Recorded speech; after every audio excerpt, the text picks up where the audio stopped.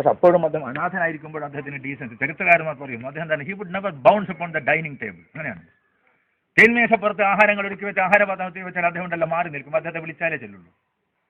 ചെന്നാൽ തന്നെ അദ്ദേഹം പിന്നെ ഉത്കണ്ഠയോട് കൂടിയിട്ട് തീവ്രമായ ദാഹത്തോടെ അദ്ദേഹം വാരി വെച്ച് തിന്നില്ല, ഡീസെന്റ് ആയിട്ട് ഇരുന്നിട്ട് തിന്നു. ഒരു അനാഥൻ എന്ന നിലയിൽ പോലും അദ്ദേഹം മാതൃകയാണ്. അനാഥന്മാർ അദ്ദേഹത്തെ അതാണ് ലൈസൽ യത്തീമുല്ലദീ ഖദുമാത വാലിദുഹു ബലിൽ യത്തീമു യത്തീമുൽ ഇൽമി വൽ അദബി എന്ന് പ്രവാചകന്റെ പ്രിയ ശിഷ്യൻ അലി ചൊല്ലുന്നില്ലേ? ആരാണ് അനാഥൻ? അച്ഛനമ്മർ മരിച്ചു പോയവനല്ല അനാഥൻ. തനിക്ക് വഴികാട്ടുന്ന ഒരു ഇൽമിന്റെ അറിവിന്റെ പിൻബലമില്ലാത്തവൻ അനാഥനാണ്. അച്ഛനും അമ്മയിലുണ്ട്, ഇവനെല്ലാം കളിച്ചാപ്പില്ല. ഓനെ അച്ഛനും അമ്മയിലുണ്ട് അനാഥനാവില്ല. അച്ഛനും അമ്മയിലുണ്ട്, പക്ഷെ ആരെയും കൂട്ടാക്കില്ല. ഇവനിപ്പം കള്ളിച്ചാപ്പില്ല, കഞ്ചാവടിച്ച് നടക്കല. ഇവൻ അനാഥനാണ്. ഇവന് ധർമ്മത്തിന്റെ സനാതനത്വമില്ല, സനാതത്വമില്ല. അവൻ അനാഥനാണ്. അനാഥൻ എന്ന് പറയുന്നത് അറിവിന്റെ പിൻബൽ, സംസ്കാരത്തിന്റെയും അറിവിന്റെയും സൽസ്വഭാവത്തിന്റെയും പിൻബലമുള്ളവന് നാഥനുണ്ട്. അവൻ ഈശ്വരനാണ്, അവന്റെ നാഥൻ. അത്തരത്തിൽ ദൈവത്തെ നാഥനാക്കി സ്വീകരിച്ചുകൊണ്ട് ഓർഫനായിരുന്നപ്പോൾ പോലും മാന്യത പാലിച്ചൊരു പ്രവാചകന്റെ പേരാണ് മുഹമ്മദ്. സെക്കൻഡ് അതിനപ്പുറത്ത് ഇപ്പൊ ഞാൻ മറ്റൊന്ന് ബഹുഭാര്യത്വം. ഇവന് ഞാൻ പറയാൻ വിഷമമുണ്ട്. വിഷയാസക്ത രാജ്യത്തിലെ മാപ്പിളമാരുടെ ധാരണയുണ്ട്, ഇഷ്ടംപോലെ കല്യാണം കഴിക്കാൻ. ഞാൻ യാതൊരു അനുവാദമില്ല.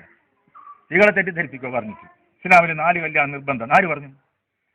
അതായത് ബഹുഭാര്യത്വം നിലനിന്ന അറേബ്യയിൽ ഏകഭാര്യ വ്രതത്തിലേക്ക് പരിഷ്കരിപ്പിച്ചു സമൂഹത്തെ. അതാണ് സത്യം അതാണ്. പണ്ട് EMS എന്തോ പറഞ്ഞപ്പോൾ ഭയങ്കര കുൽമാന. എന്തിന് നമ്മൾ ഞാനൊരു പാർട്ടിൻ്റെ അല്ല കേട്ടോ, ഞാനത് സന്ദർഭോചിതമായിട്ട് പറഞ്ഞു പോയതാണ്. ഇവിടുത്തെ ആണുങ്ങൾക്ക് ഇഷ്ടം പോലെ കല്യാണം കഴിക്കാൻ എവിടെയും പറഞ്ഞിട്ടില്ല. എവിടെയാണ് ഈ 4 കല്യാണം വരെ വരുന്നത്? ശ്രദ്ധിക്കേണ്ട എന്ന് പറഞ്ഞാൽ ബഹുഭാര്യത്വം നിലനിന്നൊരു സമൂഹം, അത് ബഹുഭാര്യത്വം നിലനിന്നൊരു സമൂഹത്തിൽ ഏകപത്നി വ്രതത്തിലേക്ക് പരിഷ്കരിപ്പിക്കാണ് സത്യത്തിൽ പ്രവാചകൻ ചെയ്തത്. യുദ്ധം, ധർമ്മയുദ്ധം നടക്കുന്നത്. ധർമ്മയുദ്ധം. അധർമ്മകാരികൾ ധർമ്മത്തെ ആശ്രയിച്ച പാവങ്ങളെ വല്ലാതെ പീഡിപ്പിക്കുന്നു, രക്ഷയില്ല, അവർക്ക് പലായനം ചെയ്യേണ്ടി വരുന്നു.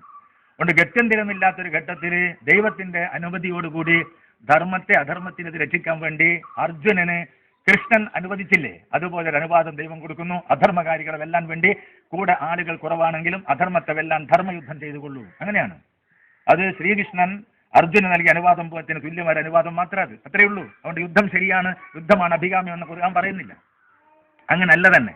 ഇപ്പോ ധർമ്മത്തിന് വേണ്ടി വീരമൃത്യു പ്രാപിച്ച ഒരുപാട് സഹാബിമാരുണ്ട്, സഖാക്കളുണ്ട്.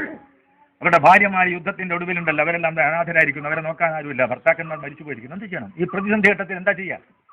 ഈ പ്രതിസന്ധി ഇപ്പോൾ ഉണ്ടോ? കണ്ടെടുത്തെല്ലാം പെണ്ണ് കെട്ടുന്ന ചില മാപ്പിളമാരില്ലേ, ഒരിത്ത യുദ്ധത്തിലാണോ ഇപ്പൊ? ഇവർക്ക് എന്താ കുറെ കല്യാണം കഴിക്കാൻ ഇത്ര പൂതി? യുദ്ധമുണ്ടോ ഇവിടെ നടക്കുന്നത്? അപ്പൊ യുദ്ധത്തില് പിന്നെ എന്താണ് ധർമ്മത്തിന്റെ പക്ഷത്ത് വീരമൃത്യു പ്രാപിച്ച, അടരാട് വീരമൃത്യു പ്രാപിച്ച എന്താണ് ഇത് സഹാബിയുടെ പ്രവാചകന്റെ അനുചരന്മാരുടെ ഭാര്യമാര് അനാഥരായപ്പോ അവർ രക്ഷിക്കാൻ എന്താ മാർഗം? വെറുതെ ന്യായമായ ഒരു പിന്നെന്താണ് ബന്ധമൊന്നും സ്ഥാപിക്കാതെ പെണ്ണുങ്ങളെയും കൂട്ടി പോകാൻ പാടില്ല. അവിടെ നിങ്ങളുടെ കാര്യം ചെയ്യണം. ത്യാഗം, ഭോഗമല്ല, ത്യാഗമാണ്. നിങ്ങൾക്ക് നിലവിൽ ഭാര്യമാരുണ്ടാകാമില്ലായിരിക്കാം, രക്ഷപ്പെടുന്നത്. ഈ പെണ്ണുങ്ങളെ രക്ഷപ്പെടുത്തണം. നമ്മൾ എന്താ ചെയ്യുന്നത്? ഇവർ നമ്മുടെ ധർമ്മത്തിൽ, നമ്മുടെ ലക്ഷ്യം സാധിക്കാൻ വേണ്ടി ധർമ്മത്തിന് വേണ്ടി വീരമൃത്യു പ്രാപിച്ച യോഗ്യരാണ്. അതുകൊണ്ട് അവരുടെ ഭാര്യമാരായി നിങ്ങൾ എന്ത് ചെയ്യുന്നത്? നിങ്ങളൊരു കാര്യം ചെയ്യും, നിങ്ങൾ വീതിച്ചെടുത്തിട്ട് കുറച്ച് പെണ്ണുങ്ങളെ ഭാര്യമാരായിട്ട് സ്വീകരിച്ച് കൊണ്ടുപോകും. അതൊരു സ്വീകരിക്കണം. 4 പേരെ സ്വീകരിച്ചോളൂ. ഒരു കാര്യമുണ്ട്, 4 പേരോട് നീതി ചെയ്യാൻ പറ്റില്ല എന്നുണ്ടെങ്കിൽ 3 പേര് മതി. അതും പറ്റൂലേ? തുല്യനീതി സാധ്യമല്ലെന്ന് തോന്നുന്നുവെങ്കിൽ 2 മതി. നല്ലത് the best is to have 1. ഒന്നാണ് നല്ലത്. എന്നാ മനസ്സിലാക്കേണ്ടിരുന്നു. ബഹുഭാര്യത്വത്തെ പരമാവധി ഏകഭാര്യത്വത്തിലേക്ക് കൊണ്ടുവരികയാണ് പാചകം ചെയ്യുന്നത്. ബഹുഭാര്യത്വം നിലനിന്നൊരു സമൂഹം. പക്ഷെ ഒന്നുണ്ട്, ബഹുഭാര്യത്വം നിലനിന്നൊരു സമൂഹത്തിൽ അങ്ങനെ ഒന്നിലേറെ ഭാര്യമാരുണ്ടെങ്കിൽ ആ ജീവിതം, ഒന്നിലേറെ ഭാര്യമാരെ സ്വീകരിക്കുന്ന ഒരു വ്യവസ്ഥ നിലനിന്നൊരു നാട്ടിൽ അങ്ങനെ ഒന്നിലേറെ ഭാര്യമാരെ സ്വീകരിക്കുകയാണെങ്കിൽ അവരോട് തുല്യനീതി കാണിക്കേണ്ടത് എങ്ങനെയെന്ന് പഠിപ്പിക്കാൻ പ്രവാചകൻ നിയുക്തൻ. അതുകൊണ്ട് അദ്ദേഹം കല്യാണം കഴിക്കേണ്ടി വന്ന ഒന്നിലേറെ. അതാ സംഭവം. പ്രവാചകന്റെ കല്യാണം വിഷയപ്രേരിതമല്ല കേട്ടോ.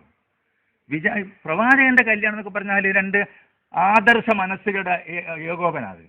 ഒരേപോലെ ചിന്തിക്കുന്ന, ഒരേ ആദർശത്തിൽ വിശ്വസിക്കുന്ന 2 മനസ്സുകളുടെ ഒന്നിക്കലുണ്ടല്ലോ, അതിൽ വല്ലാത്ത സൗഖ്യമുണ്ട്. അവിടെ ലൈംഗികതയൊക്കെ 2ാമത്തെ 3rd സബ്ജക്റ്റാണ്. അത് ആരെയും പറയാനുണ്ട്. പ്രവാചകന്റെ പല ചരിത്രകാരന്മാർ കാര്യം മനസ്സിലാക്കാത്ത ചരിത്രകാരന്മാർ ആരോപിക്കുന്ന ഒരു കുറ്റം എന്താ? അദ്ദേഹം ഒരുപാട് കല്യാണം കഴിച്ചു. അങ്ങനെ നല്ലത് പ്രവാചകനെ കല്യാണം കഴിച്ചു 25ാമത്തെ വയസ്സിൽ. അവൻ ചിന്തിക്കണം, അവൾ പഠിക്കാൻ പ്രവാചകനെ പറ്റി ഒരുപാട് തെറ്റിദ്ധാരണ തീർക്കാൻ വേണ്ടി അയ്യോ അതിന് കൂടിയാണ്. അതിന് കൂടിയാണ് ഇപ്പൊ പ്രവാചകന്റെ കല്യാണം. കല്യാണം 25ാമത്തെ വയസ്സിൽ അറേബ്യയിലെ ചൂടുള്ള കാലാവസ്ഥയിൽ അന്ന് 16-17 വയസ്സുകളിലാണ് എല്ലാവരും കല്യാണം കഴിച്ചത്. എന്ന് മാത്രമല്ല, അന്ന് തികഞ്ഞ ലൈംഗിക അരാജകത്വം നടമാടിയൊരു നാടാണ് അറേബ്യയിൽ. അന്ന് തികഞ്ഞ പറയാൻ നാണമാകും. ഹുർരിമത്താലേക്കും ഉമ്മഹാത്തും, നിങ്ങളെ അമ്മമാർ നിങ്ങൾക്ക് വിലക്കപ്പെട്ടിരിക്കുന്നു എന്നാൽ അമ്മമാരെ സമീപിക്കുക നിങ്ങളുടെ ലൈംഗിക ആവശ്യത്തിന് എന്ന് പറയേണ്ടി വന്നു എന്ന് പറഞ്ഞ അർത്ഥം എന്താണ്? നിങ്ങൾ നിങ്ങളുടെ ലൈംഗിക ദാഹശമനത്തിന് വേണ്ടി നിങ്ങൾ നിങ്ങളുടെ അമ്മമാരെ സമീപിക്കരുത് എന്ന് പറയേണ്ടി വന്നാൽ ആ സമ്പ്രദായം പോലും ഉണ്ടായിരുന്നു എന്നല്ലോ. അത്രമാത്രം കിരാതമായ എന്താന്ന് പറഞ്ഞാൽ വൈഷയികമായ അന്യായങ്ങള്, അധർമ്മങ്ങള്, അരാജകത്വം നിലനിന്നൊരു നാട്ടില് എല്ലാവരും സർവ്വ എന്ന് പറഞ്ഞാൽ പിന്നെന്താണ് അത് അനിയന്ത്രിതമായ ലൈംഗികമായ ബന്ധങ്ങൾക്ക് വേണ്ടിയിട്ട് നിർബാധം ജീവിതത്തെ തുലച്ച ഒരു കാലഘട്ടത്തിൽ പ്രവാചകൻ 25-ാമത്തെ വയസ്സ് വരെ ബ്രഹ്മചാരിയെ പോലെ ജീവിച്ചു. അതെന്താ ആരും കാണാത്തത്? 25 വയസ്സ് വരെ അദ്ദേഹം ഉണ്ടല്ലോ അചുംബിതനാണ്. അദ്ദേഹം അചുംബിത കുസുമമായിട്ടാണ് വിലസിയത്. അദ്ദേഹം ഒരു പേരും കൽപ്പിച്ചില്ല, ഒരു തെറ്റും അദ്ദേഹം ചെയ്തില്ല.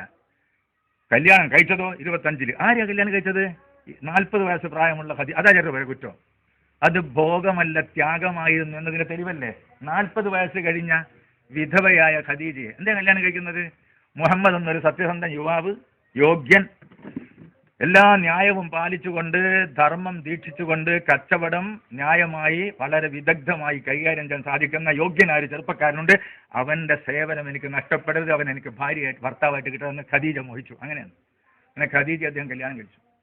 ഖദീജ കല്യാണം കഴിച്ചപ്പോൾ ഖദീജയ്ക്ക് ഒരു വല്ലായ്മ എന്ന് പറഞ്ഞാൽ ഞാനൊരു ധനാഢ്യയാണ്, ഒരുപാട് പണമൊക്കെ ഉണ്ട്, ഒരുപാട് ധനമുണ്ട്, ഒരുപാട് അടിമകളുണ്ട്. അങ്ങനെ വരുമ്പോൾ എൻ്റെ മുഹമ്മദിന് ഒരു അപകർഷതാബോധം ഉണ്ടല്ലോ, ഇൻഫീരിയോറിറ്റി കോംപ്ലക്സ്. ഞാനൊരു താണ കുറഞ്ഞവൻ, എൻ്റെ ഭാര്യ, അതൊരു വലിയ വിഷമല്ലേ. അത് ഒഴിവാക്കാൻ വേണ്ടി മുഴുവൻ ധനവും അദ്ദേഹത്തിന് കൊടുത്തു. തൻ്റെ മുഴുവൻ ധനവും മുഹമ്മദ് കൊടുത്തു. മുഹമ്മദ് എന്ത് ചെയ്തു? മുഹമ്മദ് അദ്ദേഹത്തിന് കിട്ടിയ ധനത്തിന്റെ ഭൂരിഭാഗവും പാവങ്ങൾക്ക് അപ്പോൾ വിതരണം ചെയ്തു. ഖദീജ അദ്ദേഹത്തിന്റെ അടിമകളെ മുഴുവനും അദ്ദേഹത്തിന് കൊടുത്തു. അടിമകളെ മുഴുവനും ഇദ്ദേഹം എന്താക്കി? മോചിപ്പിച്ചു. അടിമത്തത്തിന്റെ മോചനമാണ് വിവാദം ചെയ്തത്. ഇങ്ങനെയൊക്കെയാണ് അദ്ദേഹം അടിമകളെ മുഴുവൻ മോചിപ്പിക്കുകയാണ്. സെയ്ദ് എന്ന പേരുള്ളൊരു അടിമ ഒരിക്കലും വിട്ടുപോകാൻ ആഗ്രഹിച്ചില്ല, അദ്ദേഹത്തിന്റെ കൂടെ നിന്നു. അദ്ദേഹം പറഞ്ഞു, മുഹമ്മദ് സെയ്ദ് അടിമയല്ല, എൻ്റെ മകനാണ്. സെയ്ദ് എൻ്റെ മകനാണ് എന്ന് അദ്ദേഹം പ്രഖ്യാപിച്ചു.